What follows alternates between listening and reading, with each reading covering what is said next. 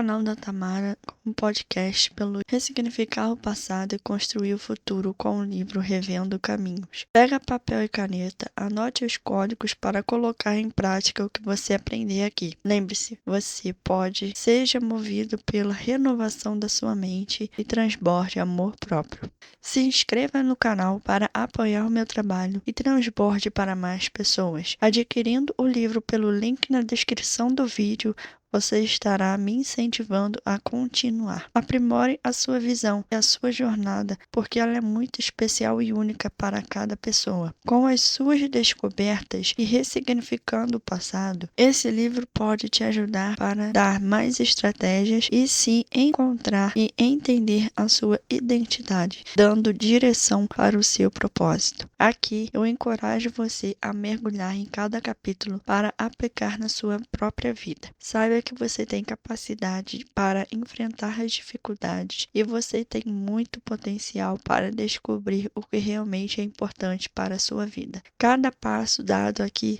será para a sua libertação, a libertação do seu coração. Seguimos ressignificando o nosso passado. Aceitar a criança interior. A criança que fui chora na estrada. Deixei ali quando vim ser quem sou. Mas hoje, vendo que o que sou é nada, quero ir buscar quem fui onde ficou. Como hei de encontrá-lo? Quem errou, a vinda, tem a regressão errada. Já não sei de onde vim, nem onde estou. De um não saber, minha alma está parada. Se ao menos atingir neste lugar, no alto monte de onde possa, enfim, o que esqueci, olhando-o relembrar. Na ausência, ao menos saberei de mim, e ao ver-me tal qual fui ao longe, achar em mim um pouco de quando era assim. Muitos de nós têm dentro de si uma criança triste e sozinha, abandonada por nós mesmos. Uma criança que não aceitamos, que deixamos para trás, tentando nos esquecer de que ela faz parte de quem somos, por nos trazer lembranças de dor, vergonha, humilhação e medo. Caminhamos até aqui olhando sempre em frente, em busca de construir a pessoa que queremos ser, alguém diferente e melhor da que ficou para trás, negando que ela nos pertence como se fosse possível ser inteiro e ignorado parte de quem somos. Por maior que seja a barreira que levantamos para evitar o encontro com a criança que fomos e para mantê-la distante de nossas lembranças, não podemos destruí-la. Ela ainda viverá, isolada e perdida, em algum lugar na estrada de nossa vida, à espera de um dia ser encontrada.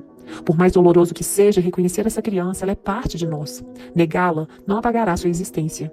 Aceitá-la e compreendê-la é o que nos trará consolo e alento. Trará essa criança para um lugar seguro e confortável dentro de nós, para o seu devido lugar.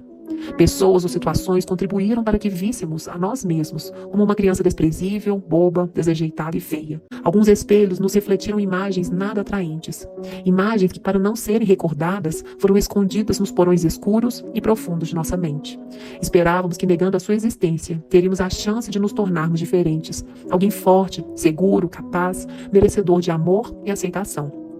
Trabalhamos na construção dessa pessoa melhor, procurando constantemente, no olhar do outro, a confirmação, a certeza de que estamos sendo aprovados, numa busca incansável por validação, por um sinal que nos prove que não somos mais aquela pessoa que um dia alguém disse que fomos.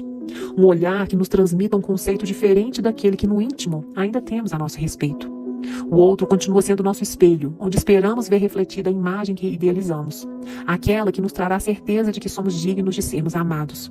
Uma convicção que não teremos enquanto seguirmos por esse caminho.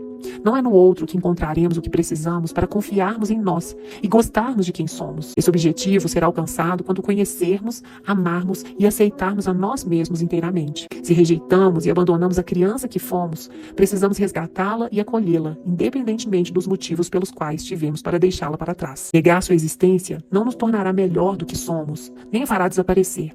Ao contrário, quanto mais nos esforçamos para sufocar essa criança, mais ela tentará respirar. Quanto maior o nosso empenho para escondê-la, maior será seu esforço para ser encontrada. Como disse Debbie Ford, quanto mais tentamos reprimir os aspectos de nossa personalidade que julgamos inaceitáveis, mais eles encontram meios nocivos de se expressar. A criança que deixamos na estrada continua só, desamparada e com medo. Podemos crescer, amadurecer, conquistar novos lugares e ainda assim perceber sua presença, ouvir seu choro. Podemos ter adquirido força e coragem e ainda sentir seus medos, nos sentirmos ameaçados pelos mesmos fantasmas. Inquietações que hoje nos tiram a paz podem revelar as feridas dessa criança. Inquietações que interferem em nosso comportamento, nos levando a reagir de forma incoerente e incompreensível, a ter atitudes inesperadas e muitas vezes infantis, que fogem ao nosso entendimento. Nem sempre percebemos essas dificuldades e comportamentos porque não temos o hábito de refletir e examinar a nós mesmos. Não vivemos um estilo de vida contemplativo, não pensamos sobre nossa história, experiências vividas ou nossa infância. Não procuramos no dia a dia uma conexão entre os conflitos de hoje e os do passado. Nossos pensamentos e nossos alvos estão à frente. Nosso interesse está no futuro e o nosso presente está tão cheio de atividades que não damos conta nem do que está acontecendo agora. Estamos tão envolvidos com o que fazemos hoje e com o que desejamos para amanhã que nem nos lembramos de que um dia fomos criança. Estamos tão ocupados com tantas coisas, muitas delas desnecessárias, que não conseguimos reconhecer o que deveria merecer nossa dedicação. Jesus chamou a atenção sobre isso quando foi recebido certa vez na casa de Marta e Maria, as duas irmãs de Lázaro.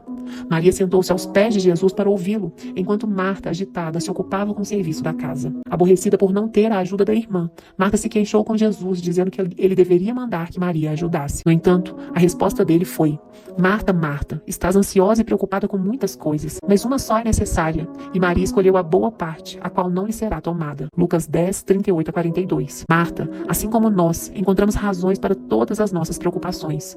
Muitas são legítimas, contudo, há momentos únicos e imperdíveis, como aquele que Maria soube identificar e aproveitar. São oportunidades raras que não percebemos por estarmos ocupados demais com o que importa menos. Nos esforçamos para conquistar tantas coisas, mas não nos dispomos a nos comprometer com o que mais importa. Deixamos para depois o que deveria ser colocado em primeiro lugar. Não temos tempo para cuidar de nós mesmos porque estamos ocupados, conquistando coisas para nós. Qual é o sentido? Jesus disse: não vale a vida mais que o mantimento e o corpo mais que o vestuário? Mateus 6, 25. Conhecemos e entendemos as lições deixadas por Jesus, porém não vivemos de acordo com os seus ensinamentos. Aprendemos, mas não refletimos a ponto de pararmos e mudarmos. Mas ele não desiste de nós. Através de suas sábias didáticas e múltiplas estratégias, ele nos oferece sempre novas chances. Uma delas se chama crise, um momento turbulento de muita dor, mas que traz consigo uma imensurável riqueza de oportunidades. João Pedro estava de licença do trabalho por 40 dias para se tratar de uma crise depressiva. Ele estava casado há 12 anos, era pai de 2 meninas, uma de 8 anos e outra de 4. Relacionava-se muito bem com a família, era um homem aparentemente calmo que vinha levando sua vida de maneira equilibrada, sem grandes dificuldades. Até que uma mudança repentina aconteceu no seu local de trabalho. Há 10 anos era funcionário de uma grande empresa multinacional, que fabricava computadores, e em todo esse tempo não havia tido nenhum problema muito significativo. Ele era um homem responsável, inteligente e muito dedicado à função que ocupava. Segundo ele, suas dificuldades haviam começado com a troca de supervisor no seu setor de trabalho. O anterior, que estava na empresa desde que ele havia iniciado, era um homem calmo e muito bom de se relacionar. Alguém que conseguia manter a liderança com mansidão, amizade e companheirismo. Mas se aposentou e foi substituído por um rapaz mais jovem com um temperamento oposto. O novo chefe era rigoroso, autoritário, exigente e frio. Humilhava os funcionários sem a menor cerimônia. Nunca elogiava o trabalho de alguém, por melhor que fosse. E não perdia uma única chance de criticar de maneira severa. Acreditava que o elogio levaria à acomodação. João Pedro ficou tão abalado com a mudança que não conseguiu conviver com a situação. Segundo ele, o chefe lhe dava várias ordens ao mesmo tempo de forma muito ríspida. E antes que terminasse uma tarefa, já lhe era exigida outra. Na tentativa de atender todas as demandas, ele se esforçava, correndo de um lado para o outro sem eficiência. No fim do dia, recebia várias críticas, porque não havia produzido quase nada. As tarefas ficavam todas pela metade. Os domingos de João Pedro antes eram dias alegres, vividos com a família de maneira divertida. Porém, passaram a ser tensos por antecederem a segunda-feira, o primeiro de mais uma semana de desafios. Depois de me contar com detalhes o que estava acontecendo no trabalho e o que estava sentindo, disse que não tinha esperança de melhora. Estava muito angustiado porque não podia perder o emprego. Contudo, era o mais provável de acontecer. Ele estava certo de que a solução era a saída daquele chefe, o que não tinha a menor chance de ocorrer. Seu desespero aumentava a cada hora que passava, porque ele sentia que não conseguiria encontrar uma saída para retornar ao trabalho no tempo exigido. João Pedro responsabilizava totalmente seu supervisor pelo drama que vivia. Em nenhum momento ele considerou sua própria dificuldade em lidar com a situação. No seu desespero, ele olhava somente para o que acontecia fora dele. Não se dava conta de que haviam várias outras pessoas trabalhando no mesmo setor e que nenhuma delas estava se sentindo da mesma forma. Nenhum outro funcionário estava passando por uma crise depressiva. A insatisfação foi geral. Seus colegas também não ficaram satisfeitos com a mudança. No entanto, ninguém estava doente por isso, nem sentiam-se ameaçados de perder o emprego. Apesar de existir uma situação real muito desagradável, o motivo de todo aquele sofrimento não era o chefe. Este foi, sem dúvida, o gatilho que o fez vir à tona vários sentimentos e dificuldades que estavam adormecidas. Contudo, a razão de suas dificuldades já estavam dentro dele, faziam parte de sua história. As primeiras tentativas que fiz de falar sobre a infância de João Pedro foram frustradas. Ele se mostrava muito resistente, cortava o assunto, dizendo que havia tido uma infância perfeita e que seus pais eram maravilhosos, que seus problemas eram atuais e que precisávamos conversar sobre o seu ambiente de trabalho e encontrar uma solução para que ele pudesse retornar o quanto antes. Seu tempo era muito curto e ele não poderia perdê-lo olhando o passado. Ele esperava que eu o ensinasse a suportar aquele ambiente hostil sem sofrer ou que eu tivesse alguma técnica que o levasse a superar a situação de forma eficiente e rápida. Depois de algumas tentativas, consegui que ele me falasse sobre a cidade onde havia nascido, a casa onde morava quando criança e finalmente sobre sua família de origem. Seu pai havia sido um homem honesto, responsável, porém extremamente autoritário, severo e crítico. Ocupava um importante cargo de comando e que liderava muitas pessoas. Sua mãe, uma mulher frágil e submissa, que jamais confrontou o marido. João Pedro lembrou-se de quando tinha mais ou menos 8 anos de idade. Seu coração acelerava de medo quando chegava a hora de seu pai voltar do trabalho. Ele sempre entrava em casa brigando, cobrando o que havia deixado para ser feito e reclamando pelas coisas que ele via fora do lugar. Ele supervisionava tudo e reclamava pela desorganização da casa, que por mais impecável que estivesse, nunca era o ideal. O clima era pesado. A presença do pai trazia um ar de terror ao ambiente. João Pedro fazia muito esforço para realizar da melhor maneira possível o que o pai queria, para evitar brigas e confusões. Porém, não tinha sucesso. Durante toda a infância, investiu muita energia na tentativa de fazer tudo certo, de ser um bom menino, mas sem bons resultados. A crítica estava sempre presente e o dever cumprido nunca era reconhecido. João Pedro não tinha liberdade com o pai. Ele tinha medo. Não sabia como se comportar quando ele estava por perto. Se o pai estivesse em casa, ele procurava ficar trancado no quarto o maior tempo que pudesse. João Pedro era agora adulto, maduro, inteligente e com muita experiência de vida. Havia crescido, superado muitos limites e ultrapassado dificuldades. Contudo, ainda guardava dentro de si um menino frágil e inseguro, cujos sentimentos emergiram ao se deparar com um novo chefe. Um homem que possuía características muito semelhantes às de seu pai, levando-o a não se comportar como funcionário diante de seu superior, mas como um menino amedrontado diante do pai autoritário. A crítica, a rigidez e o autoritarismo de seu líder trouxeram de volta os temores de um menino acuado e impotente. Sua maturidade, conhecimento e conquistas não apagaram a imagem frágil do menino que ele foi. João Pedro teve que trazer de volta lembranças que ele gostaria que tivessem sido apagadas. Memórias de um menino que ele não tinha orgulho de ter sido, de um tempo que ele não gostaria de ter vivido. Quando completou 19 anos, ele saiu de casa e foi morar em outra cidade para trabalhar e estudar. Teve pouco contato com a família, principalmente com o pai. Depois de formado, com um emprego estável e a vida estruturada, ele se reaproximou. O relacionamento com o pai estava agora em outro nível, o de respeito mútuo. João Pedro quis ignorar o passado. Não queria se lembrar de quem ele fora e nem de quem fora o pai.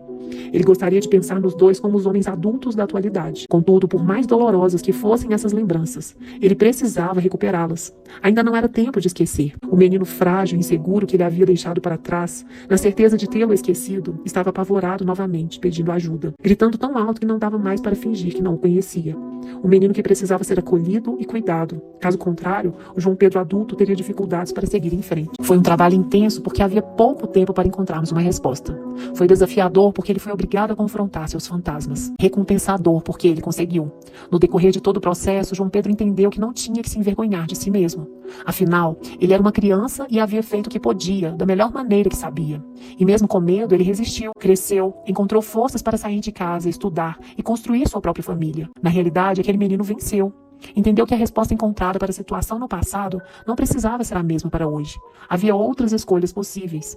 Lembrou-se de que quando o pai chegava do trabalho, seu irmão mais novo pulava no colo dele sem medo, ignorando completamente sua cara de bravo e seu jeito autoritário. Uma liberdade que João Pedro jamais ousou. E o pai nunca reagiu com violência. Ao contrário, divertia-se também. Quem sabe o medo de João Pedro fazia com que visse seu pai mais rígido do que realmente era. Quando somos crianças, tudo à nossa volta parece grande. Quando crescemos, é como se aquelas mesmas coisas diminuíssem. A árvore parecia gigante, a casa espaçosa e o quintal imenso. Hoje, tudo nos parece bem menor.